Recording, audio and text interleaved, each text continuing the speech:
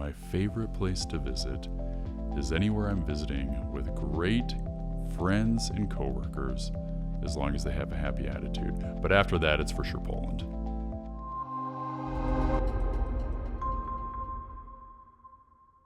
Hey everybody, welcome to another Pulse podcast from Wavetronix, where we talk about everything dealing with transportation and traffic. And today we've got a very special guest. Jake Fillmore is the Director of Business Development in Eastern Europe. I was going to say Utah. Should I start that over? Well, no, it's true. I do handle Eastern Utah Do as you well. really? Yeah. So mainly just Vernal? Vernal. Yeah. What about Blanding? I mean, that's kind of southeastern. It's the namesake, Yeah. but nonetheless, Vernal, because of the heavy dinosaur traffic. Yeah. Yeah. Here, let me finish your little bio, and then we'll keep moving. He spent more than a decade driving global growth in Eastern Utah and Europe. Beyond sales, he's a creative entrepreneur, co-founding a company and leading media and business ventures with a unique mix of strategy and innovation. Jake brings a fresh insight to every challenge and an amazing deep voice. Wow. Thanks for joining us. Wow. That was beautiful. Thank you, Todd. Did I promote you You did. to Eastern Utah? Yeah. Yeah. And I mean, they know me out Yeah. there.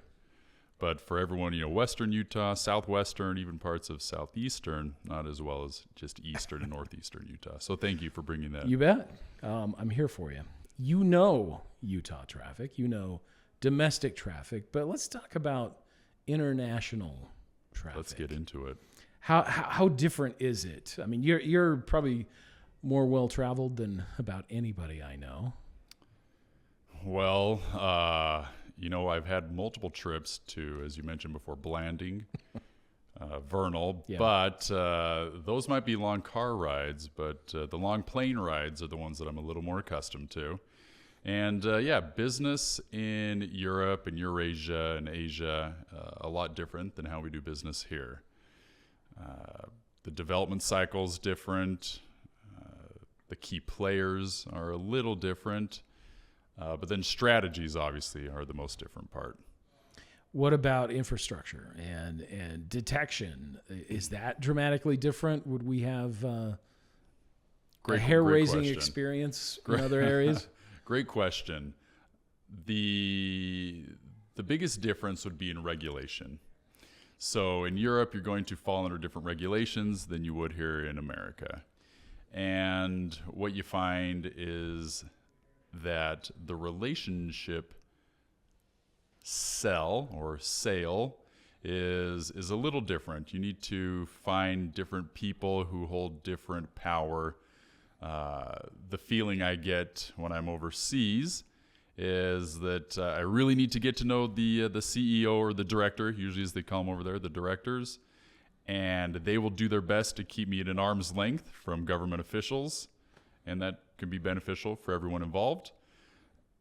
But what I find is that for me personally, when working in Eastern Europe or kind of the Eurasia area, is that if I can find or identify that one technical person who has somehow buddy-buddied up with the director, then that's the real key. The director will usually look to one, maybe two people as their eyes and ears to what they really need to be doing. And they'll listen to that individual, and then that individual will make the recommendations, and they'll just go for it. Okay, that's the one I want. And so it's been my job to go into the field and create a bunch of relationships, a bunch of friendships.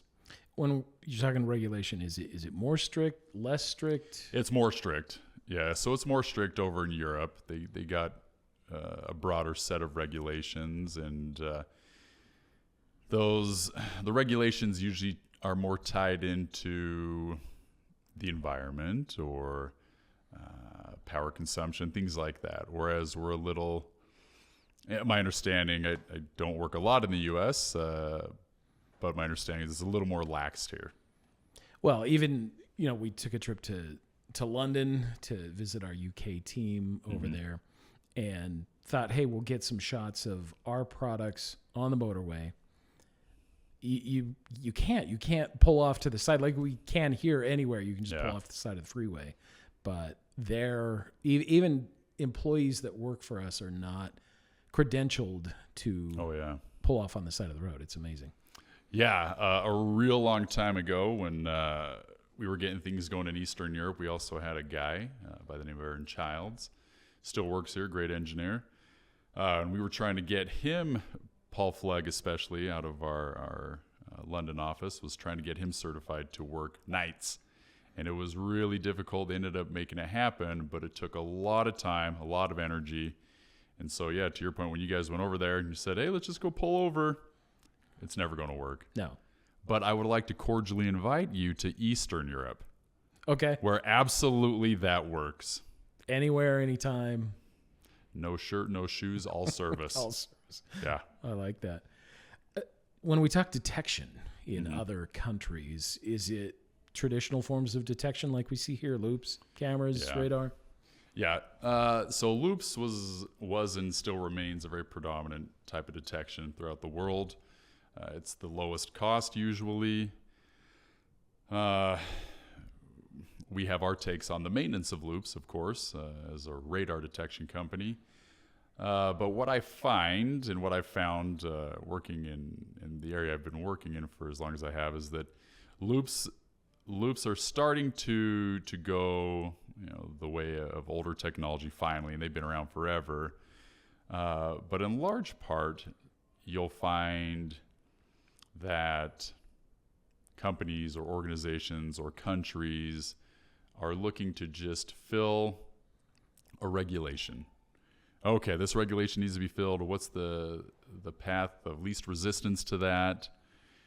And the loops usually falls into that. And then from loops, it went into video. And then we were the next on the list of progression. And obviously we have some built-in strengths when it comes to radar versus a loop or video. But yeah, so to this day, you still see a bunch of loops. There's still a handful of loop manufacturers that people are buying from every single month. Video has seen a decline. Loops have seen a decline. And as of late, what you're now seeing is the emergence of AI technologies. But radar has a place to stay. I don't see it going anywhere for a while because of its intrinsic powerful properties. Do you feel that European markets, international markets are slower at adopting new technology or faster than the U.S.? That's a really good question. It depends on the market is what I would say. The further west you go, probably the slower. There is a process, right? You have to enter your detection for it to get certified, and CE certification can take a while. And that's, once again, the further west you go, or the more EU central you go, centric. When you start to move over further to the east, some of those regulations are whether they're glossed over or rubber stamped over, it's a little more easy to navigate those waters. And definitely the further east you go, it seems to be a much easier play on relationships because it's all about who you know. And everyone knows everybody. And so when something needs to happen, they're happy to make changes much quicker than you would find over in Western Europe. The sales cycle, at least what I know of domestically, can be painfully slow, sometimes years. Oh, yeah. Once a product is proposed. Similar? Very similar. Very, very similar. You're still looking at years. Yeah, so if you're doing your best to create the relationships and then hope that those relationships turn into relationships where they have relationships and you can get your name on an APL or a QPL or something like that, and they're going to say, well, hey, have you heard of this company? We think they're really great. And so it can happen. It usually takes a couple years, though. But in some instances, it can happen really, really quick, which never happens in Western Europe or the States. So that's probably a big defining characteristic. The majority of the time, years. Every once in a while, months. Do you sometimes get confused on where you are in the world?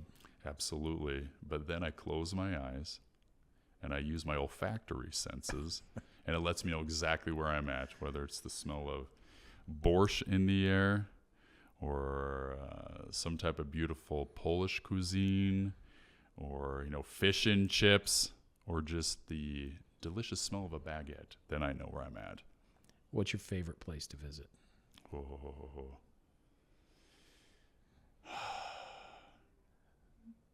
Todd, allow me to give you this answer. My favorite place to visit is anywhere I'm visiting with great friends and coworkers, as long as they have a happy attitude. But after that, it's for sure Poland. Okay, good. Yeah. I'm glad you said that. Because I thought you were going to give the political answer. But what's unique about Poland? What do you love about it? Everywhere I work in Eastern Europe, the people are great. They really are. When you invest time into a relationship in Eastern Europe, from what I've found, you really make a friend. And that's always been something I've really driven hard at. Instead of just making acquaintances or coworkers, I'm really trying to dig deep to make a friend, a genuine friend. And so when I travel into territory, instead of going to meet up with coworkers, right, I'm going to go meet up with some buddies, and then we're just going to happen to talk about work. And it's really nice, right? So one of the things I love about Poland is the people there, and the people all over Eastern Europe are great, and I love them all. But the Poles seem to have a very happy disposition almost all the time, and especially the group I work with. They're just absolutely delightful to be around, happy, positive, energetic, always looking at it like, how can we win? How can we bring something to this relationship? And then outside of work, they're looking to further a friendship as well. And it's just been great. I love Poland. The food, the people, the culture, the environment. And it reminds me a fair amount of where I'm from here in Utah. So that never hurts. I'm happy to go on a trip with you anytime. I would love for you to accompany me on a trip. Okay, we'll plan that. Baby Jake Fillmore. What did he want to be when he grew up? What a great question. Baby Jake, when he was growing up, when he was knee-high to a grasshopper, this baby Jake wanted to be a helicopter pilot, wow. A search and rescue helicopter pilot. And then reality hit in 9th grade, 10th grade. Anyway, they did a colorblind test, and Todd, it wasn't what I was hoping for. Yeah. I'm pretty sure you're wearing green. I know I'm wearing orange. I don't know what anyone else is wearing, but my wife put my outfit together today, and she said it looked sharp. Yeah. You look great. Thank you very much. It was 9th grade for me, too. I was going to be a professional football player, Yeah, and you're surprised I wasn't, right? Yeah. What happened? 3 knee surgeries, 2 ankle surgeries. That'll do it and every time. No talent. Oh, no athletic Todd, ability. Come on. No one believes you Yeah, I was fooling myself. So how does helicopter pilot Jake transition into international man of mystery? There's some funny stories in there that we don't have time for. But just give us one. Just give me one. So maybe a better story is, how did I end up at Wavetronix? And I was in college, and my dad said, hey, there's a company interviewing called Wavetronix. You should go check it out. And I was in a major that was bound to make me a ton of money, political science. Oh, yeah. And I said, yeah, let's do that. And so I went and interviewed, and I will leave names out, but I had 2 interviews that day. One was from a kind-hearted gentleman. Maybe I should do the rhymes with game. No, we won't. Anyway, a kind-hearted gentleman. And he said, you know what, we're unfortunately in a hiring freeze right now, but please do check back. The other gentleman, not as kind, not as sweet, and he essentially said, no thanks. And in my heart, I said, yeah, no thanks. I'll see you in a couple years, but I didn't say that. Regardless, fast forward 4 years, 2 years, 3 years, I can't remember. I got a phone call from the owner of the company, from David Arnold, and it was very short, and it went something like this. Is Jacob there? I said, this is Jake. No one calls me Jacob but my dad and mom. And I knew it wasn't them right away. And I said, yeah, this is Jacob. And he said, I would like you to come translate for us in France. We have some Russian clients. And I said, oh, thank you. Who's this? And he says, this is David Arnold with Wavetronix. And at which point I was like, oh, Wavetronix. And it faintly rung a bell. And I was working somewhere else. And I said, oh, interesting. Well, when would that be? And he said, we're leaving in 2 weeks. And I said, wow. And I said, well, tell me a little bit more. And he told me a little bit more. And I told my wife. And she said, they're going to pay for you to go out to France just to translate for Russians? And I said, well, that's what it sounds like. She said, well, yeah, go do that. That sounds fun. So I went out and did that. And that eventually led me to work here. So I met a guy in France named Bruno Claverie. Great man. Just a heart as big as, what would be the French equivalent? Heart as big as the Eiffel Tower. Nice. Yeah, that's how big it was and remains.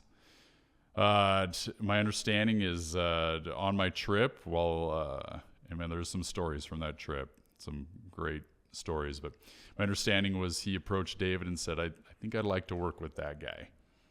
And fast forward a couple months and fast forward a couple trips that David then invited me on to go work in Russia. David extended an offer to me. We accepted, and fast forward a year and a half, and I moved to France, and I worked with Bruno for a couple years, and that was awesome. And and that's how we got to Wavetronix. So how is traffic detection different? How do you shape that for different driving patterns? Yeah, so one of the big underlying hopes is you're trying to control for culture. You're trying to control for behavior. And that's a really hard thing to curb. And the best way usually is through fines, because your standard driver can't be driving crazy. They need to obey the laws, right? And it's not to say that it's the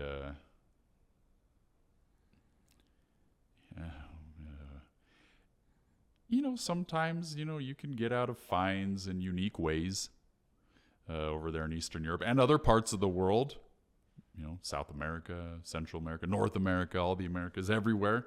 But, you see that a lot, just people paying their way out of tickets on the spot, which seems like an adequate idea. But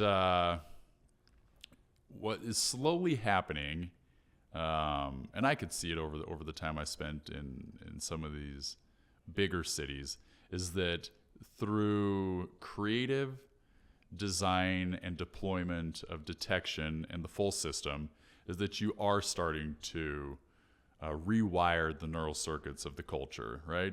They realize that, hey, in order for us to grow as a country, in order for us to grow as a culture, we do need to start to understand why people drive a certain way, right? If 911's called, we need to understand that we need to get out of the way. We can't just park and say, forget about it, good luck to them. We need to pull over to the side. And so slowly but surely, I think things are getting better. And I think that's one of the reasons why you're seeing more detection implemented around the world. So you talked about AI earlier. I mean, it's all the talk, V2X, autonomous cars. How big is that being talked up around the world? Or is that a Silicon Valley thing? No, for sure it isn't. It's talked about everywhere. You get it at all the major conferences. V2X, V2V, every autonomous this, autonomous that. I think where the rubber meets the road is cost. And the truth is that most countries, most cities, municipalities don't have the money to just say, hey, let's do it. Let's throw all this money at this new system that's not necessarily vetted or tested yet, and just give it a whirl. Let's be the new smart city. You already got a bunch of wealthy cities that are saying, let us be the smart city. And not even the wealthy cities are implementing full AI systems. So is it the future? Most likely. But, we're still dealing in analog. And analog is the it's the tested, tried and true method that just works. And so one day it'll happen, but not right now. I thought we'd have hoverboards by now, or flying Well, cars. Yeah, Back to the Future really set us back. Yeah. Yeah, McFly. So, is there a particular success story that you think of or point to? I mean, you talked about rewiring some societies. You know, following the rules is a good thing, right? But Yeah. do you have a story that you want to share? Let's see here.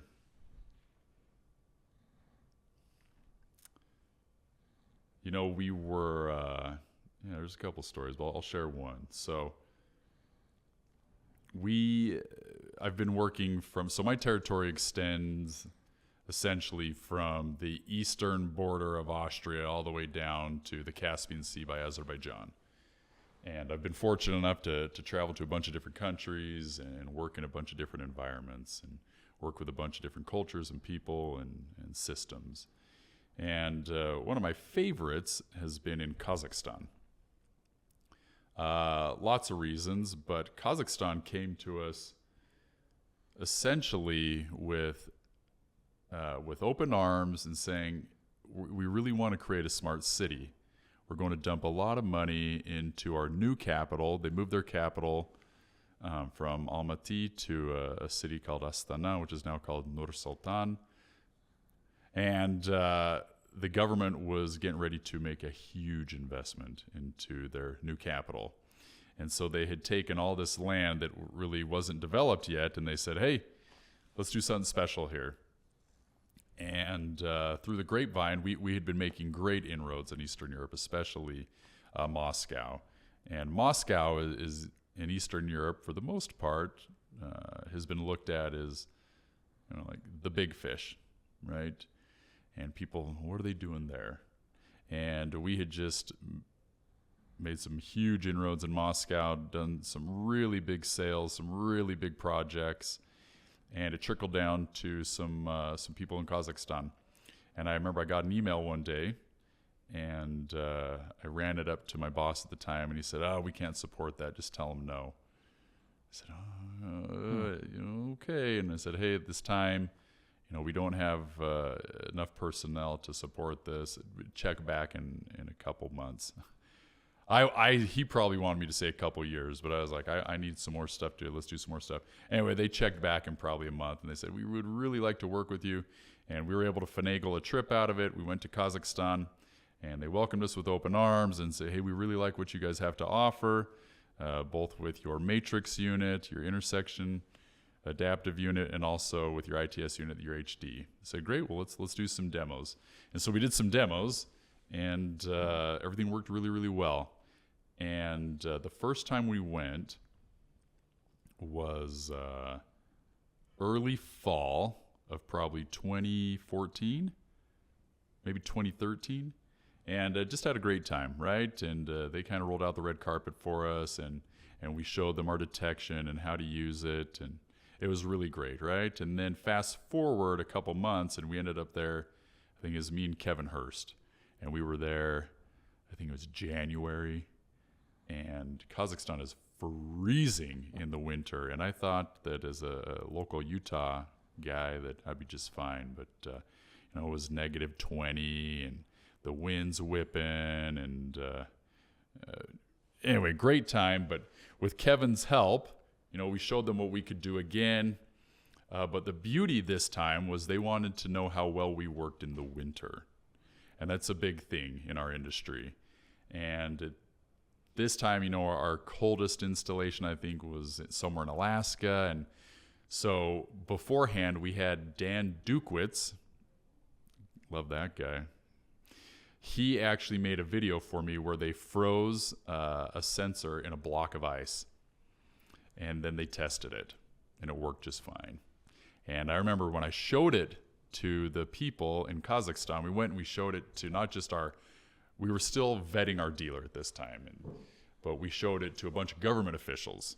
And I just knew that this would be the cherry on top, right? Here it is. We've frozen our sensor, and it's like 4 or 5 inches worth of clear ice on front of the sensor. And we throw it up, and it works. The kind of eyes glaze over, and and this main guy, name? Talgat. He says, it really works with that thick of ice. I said, well, that's what it looks like. He says, yeah, because we get ice that thick here. And I thought he was joking, and he was still a little tongue-in-cheek. Anyway, sure enough, they get a bunch of ice on their sensors there. But the beauty is that we work, and that we've worked really well for them. So now I've been working with them for 12, 13 years. We've sold a lot into Kazakhstan, and we were part of their smart city installation. And yeah, been a beautiful relationship. Just got back a couple months ago from Kazakhstan again. And yeah, so that's a great story. How do you see Wavetronix and its impact globally in the future? There's probably a lot of areas that still need served. Yeah, for sure, for sure. The world is our oyster. And as long as we make the right strategic decisions and implement them, I think that Wavetronix is going to be around for a long, long time. We got the right personnel. We got the right equipment. We got all the know-how in the world. And when we tie those things together, we're a pretty unstoppable company. Does David Arnold call you very often anymore? Yeah, that stopped. Occasionally a text just to see how I'm feeling. No, that doesn't happen either. Does he still call you Jacob? No, he doesn't call me Jacob anymore. That was fixed, I think, on our very first trip because he's very, you guys know David. He likes to get down to the nitty gritty, and he says, "Is your name Jacob or Jake?" He says Jake. So okay, I'll call you Jake. And but that was a funny meeting when that happened. We were in a bus, a little teeny like Mercedes bus, and he's relating a conversation to another employee. There's three of us on a trip, and his conversation, while he's asking me about my name, is he says, "I got an email from so and so the other day, and it was addressed to Dave." Who's Dave? Who's this Dave guy? He's calling me Dave? I'm David. Dave Arnold? I'm that David. Sounds so weird. Yeah. Yes, and now I think I'm just like, who is this Dave Arnold guy? I'd only known David at the point for a couple of months, but yeah, now that we've known him for a long time, I've never heard anyone call him Dave ever, and it just doesn't fit either. I don't see a Dave there. I see a David. Yeah. Yeah. So if you could change anything about global traffic management, what would it be? The world's your oyster.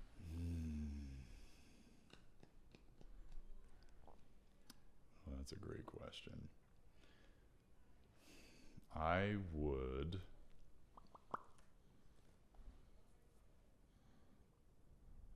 know what I'd do.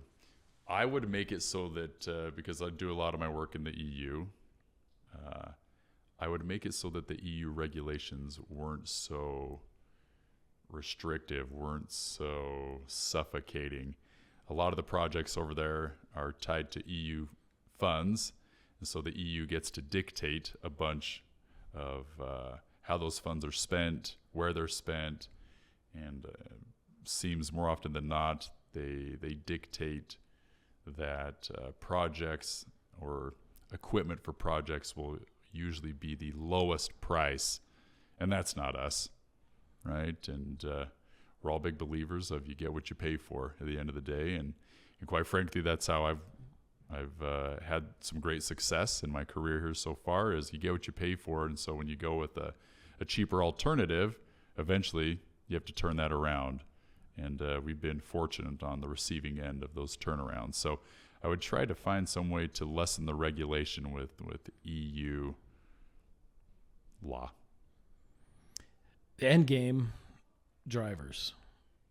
I would think in other countries, just like here, want to get from point A to point B as quickly as possible and as safely as possible. Is that true in other countries? Listen, sometimes it's a party in that car, and you're going to take the time you need to enjoy that party in that car. But yeah, of course, at the end of the day, it's how can I get from point A to point B, or from point A to point Z. Z, yes. And they have no idea what all goes into this. How many times you have to travel to Kazakhstan to make it happen? To make that thing happen, so let's see here. I have been to Kazakhstan probably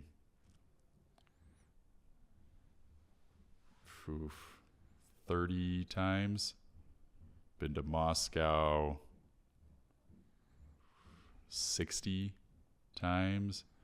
I had worked it out once, but I've spent over a year to maybe a year and a half of my life in Moscow. Wow. At this point, yeah. So it's you got to be dedicated. You got to love what you do, and more importantly, you got to make a bunch of friends along the way to make it so it feels like you're traveling to family when you go to work. Nice.